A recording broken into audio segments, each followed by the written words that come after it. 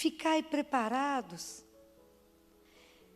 É um momento da gente pegar a nossa vida espiritual para avaliar como é que eu tenho caminhado até agora. Vamos começar um novo tempo litúrgico. Como é que está essa minha relação com um Deus vivo? Como é que eu tenho me comportado diante de tudo isso? Será que eu estou aberto, estou atento, estou vigiando? Porque a vida que não tem, se você não espera nada da vida, se você não tem por quem esperar, se você não tem um propósito, a vida não tem gosto, ela não tem objetivo, ela não tem sentido.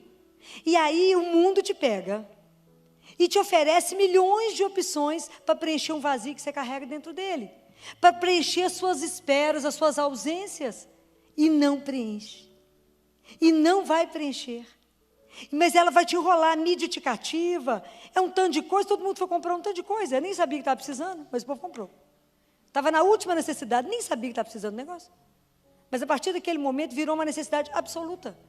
Te fez ser necessário, absoluto. Porque vai te enrolando, porque você, na verdade, perdeu a noção de quem é que você espera na sua vida, de qual é o propósito de sua vida, de para quem é que a sua vida está norteada. E se a gente não tem esse propósito, nós já nos desnorteamos, já perdemos. E aí nós vamos endurecendo o nosso coração e vamos caindo na confusão do mundo e fazendo igual no tempo de Noé. Come, bebe, casa, faz tudo, mas não presta atenção no Senhor, que está aí, que está do nosso lado. E a gente passa o dia inteiro e não viu Ele. O dia inteiro e não prestou atenção. E a gente fica voltado o dia inteiro para o meu projeto, para os meus desejos. Eu dou as costas para o pai e para os meus irmãos. O coração fecha. Falo, não tem nada com o seu problema. E não entendo que eu tenho que sair disso e abrir para o outro. Advento é para poder abrir uma brecha naquilo que você acha que já sabe, naquilo que você acha que está bom. É na hora que o advento quer abrir uma brecha para que você seja alcançado por uma alegria de Deus que não tem tamanho. Compreendem? Deus quer que a gente pare e avalie a nossa vida e fala, a minha vida tem gosto? Você tem prazer em viver? Você tem prazer em viver a aventura de cada dia? Mesmo que seja aquela vidinha de todo dia igualzinho. Você tem prazer e paixão nisso? Ou aquela água de chuchu? Como é que você está vivendo com Deus? Será que o seu propósito é caminhar a cada dia para estar com Ele e viver uma vida carregada da vontade de Deus? Ou você é um lamuriento que só reclama o dia inteiro, da hora que levanta, da hora que deita? Ou nada está bom para você e nada te basta? Ou como é que você está caminhando? O que você vê na vida? Como é que você está abrindo seus olhos, avaliando? Deus nos convida, senta aqui, faça uma releitura da vida. Faça uma releitura dos acontecimentos a partir do amor que eu quero que atravesse a sua vida. Compreendem? Deus quer nos colocar diante dEle para falar, se eu chegar hoje, agora, na sua vida, você está pronto? Agora, eu fiquei pensando, porque eu sempre sou a última a ter notícia das coisas, porque eu nunca tenho tempo para saber as coisas, e fiquei sabendo do acidente, não é? Lamentável, com o avião. E eu fiquei rezando por eles e pensando, Jesus, quantos estavam prontos hoje para te encontrar? Que susto foi. De repente abriu os olhos e falou, mas aonde eu ia jogar um futebol? E agora, diante do Senhor. O que apresentou? Então, eu fico pensando sempre, quando eu levanto de manhã, a gente nunca sabe se volta para a mesma cama à noite. A gente nunca sabe. E você está preparado, se no meio do dia, ou na manhã cedo, Ele te chamar e falar, acabou, vem? Está pronto. Se não está, meu irmão, é a hora da gente começar a pensar na vida e falar, como é que nós vamos mudar isso? Como é que eu posso fazer algo diferente na minha vida? Será que a minha vida corresponde ao propósito de Deus para mim? Como é? O que eu estou esperando? Porque se eu sei que o objeto da minha espera, se o desejo da minha vida, que eu espero e tenho certeza que vou ver Jesus face a face, claro que Ele vai ter que me sustentar, porque senão desmaia, mas poder olhar nos olhos dEle, se eu tenho certeza que é isso que eu busco na minha vida, eu tenho que ter uma vida que me conduza a isso. Então, nós não podemos ter um pé no mundo e na sobra carregar Deus. Porque na grande maioria das vezes a gente leva Deus como o gênio da lâmpada. No aperto, esfrega a lâmpada e fala, faz isso para mim. Não é isso. É ter uma vida diferente.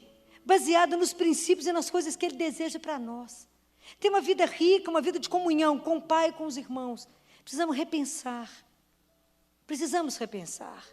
Como é que temos levado? Senão nós vamos ficar igual esperando Godot, com aquela vida vazia, esperando o quê? Nada. Nada da vida. Às vezes a vida limita em casar, ter filho, acabou. Só isso.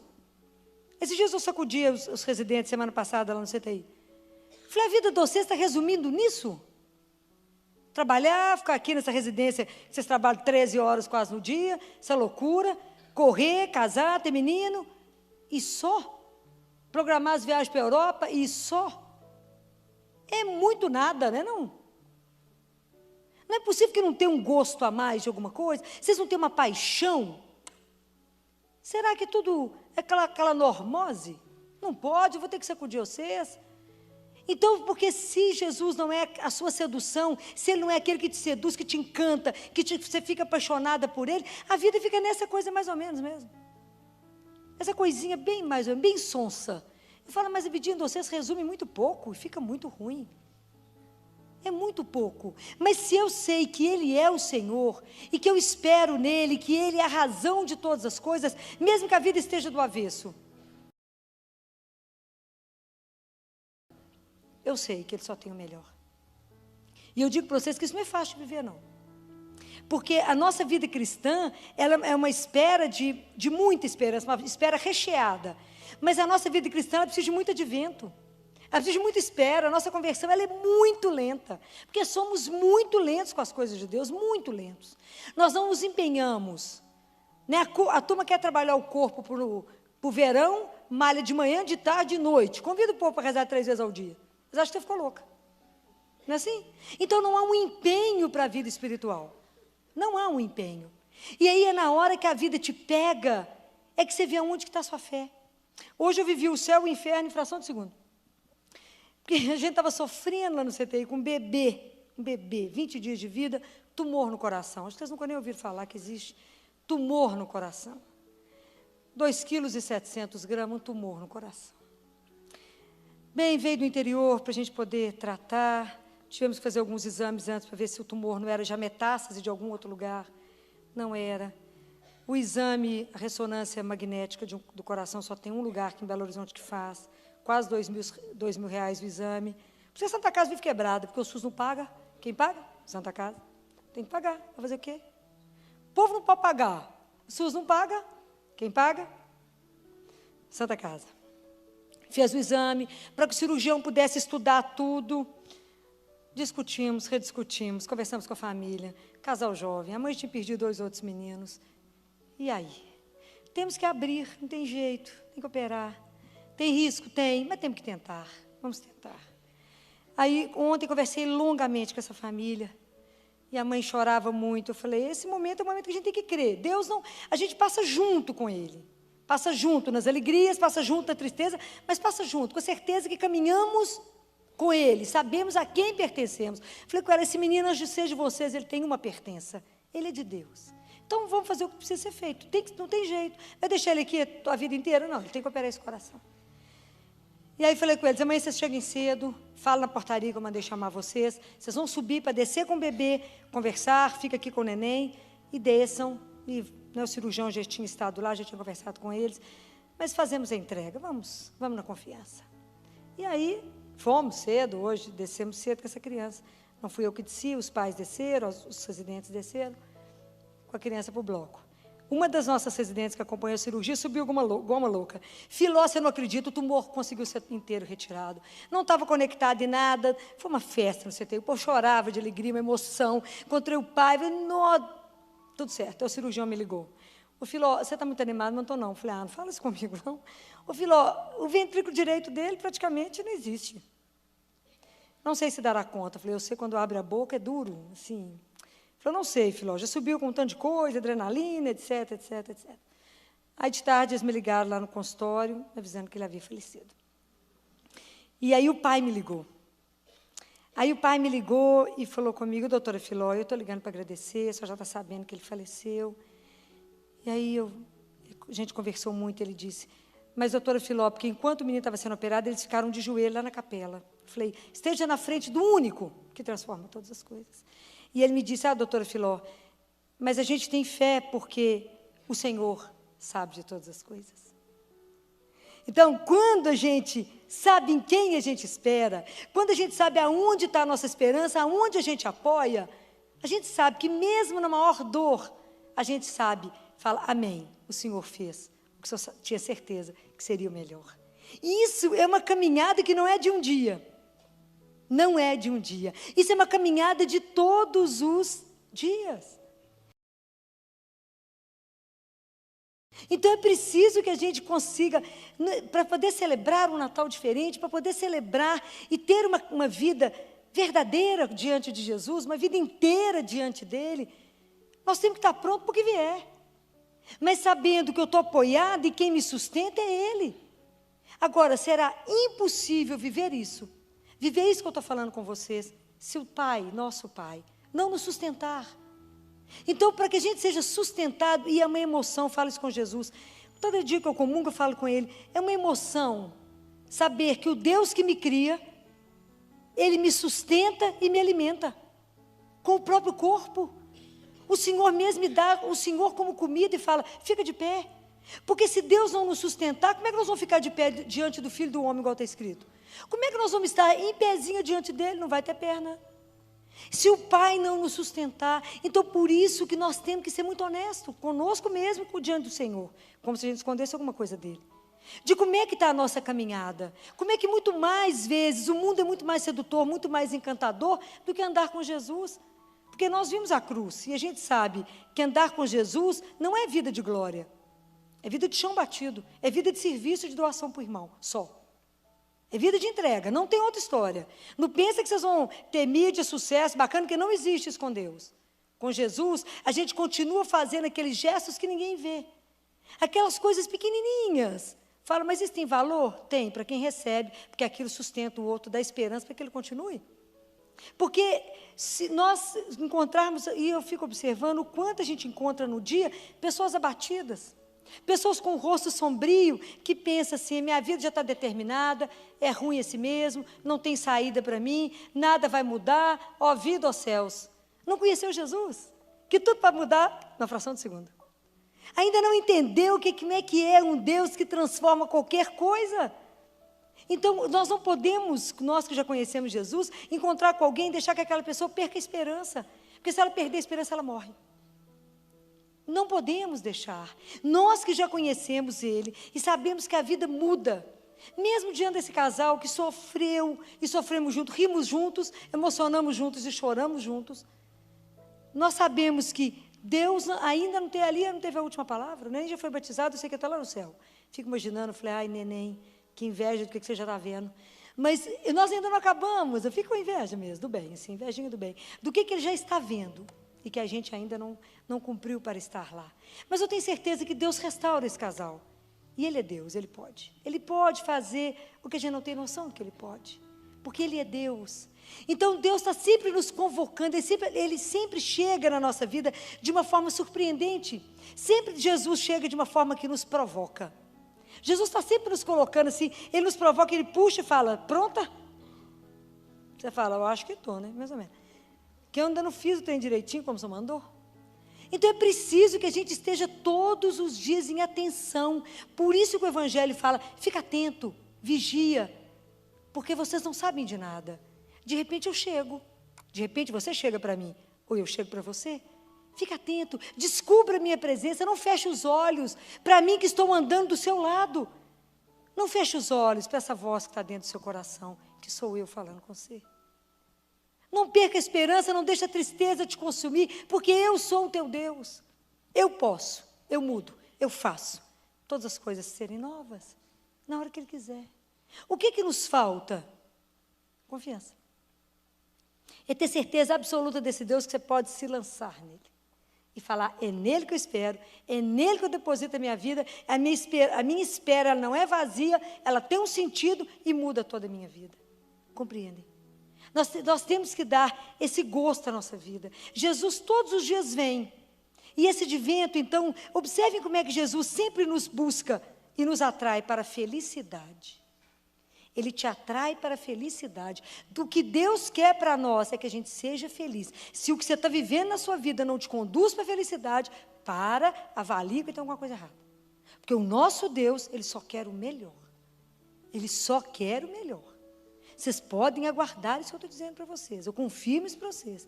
Deus só quer o melhor. Muitas coisas que nós estamos vivendo é fruto da confusão que nós mesmos fizemos. Sem ter perguntado para ele se ele estava de acordo ou não. Que a gente faz primeiro, depois fala com ele, faz dar certo? Não tem jeito. Você perguntou antes? Não. Senhor, eu resolvi fazer tal coisa, então agora, por favor, dá certo, abençoa. Minha filha, não era isso que eu queria, não vai dar certo. Mas a gente não pede. É preciso conversar. É preciso entender que Deus tem sempre uma forma e Ele quer nos buscar para uma transformação de vida. Deus quer nos levar para coisas muito melhores que a gente pode imaginar. Ele sempre tem o melhor. E às vezes a gente insiste numa situação, e às vezes não é aquilo que Ele está querendo te mostrar. Ele está querendo, olha, pare e avalie a sua vida. Deus tem sempre oportunidades que a gente não pensa, porque Ele é Deus. Então Ele sempre tem novas possibilidades de vida, coisas que vão nos atrair muito mais. Deus tem. Se a sua vida não está deixando você feliz, a forma como ela está sendo conduzida, para tudo. Para tudo e assenta com Ele. O nosso maior problema é que nós estamos vivendo uma geração imediatista. Qual que é o tempo que nós temos, a paciência que temos para a espera? 0. Pois hoje em dia nós estamos acostumados com o celular na mão, um iPhone ou qualquer coisa, que você passa o dedo, está lá a resposta. Aí a gente fala com Deus e Ele fica demorando toda a vida, a gente fica numa aflição, cutuca Ele, fala, cadê minha resposta? Porque a gente confia pouquinho nele. Muito pouquinho. Porque nós temos que ter uma conduta assim. Se você deseja alguma coisa, coloca lá no coração dele. Fala, Jesus, deixa eu te contar um segredo. Como se ele não soubesse. Eu queria tal coisa, o senhor está de acordo? Mas enquanto o senhor vai decidir isso, resolver, isso está entregue no seu coração. Enquanto isso, o senhor me manda fazer o que o senhor precisa. Vai fazendo o que ele precisa, para ele. Quando vocês assustarem, chegará.